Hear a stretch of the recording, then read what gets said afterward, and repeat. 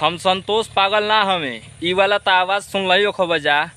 फनी वाला रील्स में इतना मन ए आवाज़ के यूज करता आदमी, आ जे भी यूज करता समझा कि ओकर वीडियो एकदम ट्रेंडिंग में जाता।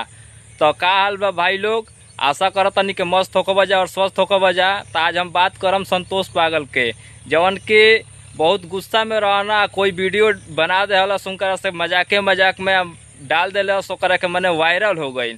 आज के दौर में कोई भी मैंने वीडियो बनावता, फनी वाला हो चाहे कुछ भी वाला हो, तो ओमे संतोष पागल के गाड़ी वाला आवाज़ जरूर डालता। तो आज मिल गई हमरों के उनकर ओरिजिनल वीडियो।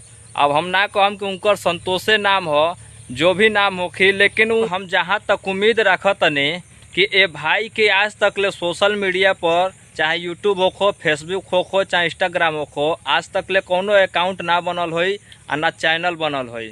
तो भाई लोग इनकर वीडियो के आवाज़ के इतना आदमी यूज करता, लेकिन उनकर कोनो हेल्प आदमी नहीं करत। हमरा ई लागेला कि इहो गरीबे घर से बानो, आ जो भी जौन बात बोल देना गुस्सा में बोले ना, वो वीडियो के आदमी उठा के वायरल कर देला। तो इनकरो मदद आदमी कर दे तो अच्छे बात बाटे।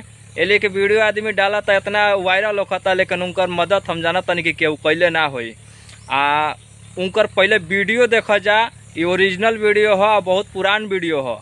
आज के दौर में इतना ट्रेंड पकड़ता, जेके देखा फनी वाला मीम्स में मने एकदम डल ही रहता, और वीडियो आदमी के वायरल भी हो जाता खाली संतोष पागल के आवाजिया पर।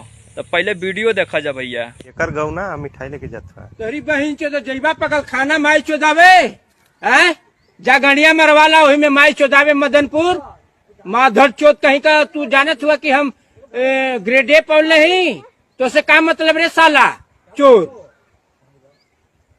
तो हर माई चोद के हम छोड़ब, हम संतोष पागल नहीं ना चोद दिली ना तो हमसे भेंट कर लिए साले पोल नियर खड़ा हो जीबे। तो देखला जना वीडियो कैसन लागल है।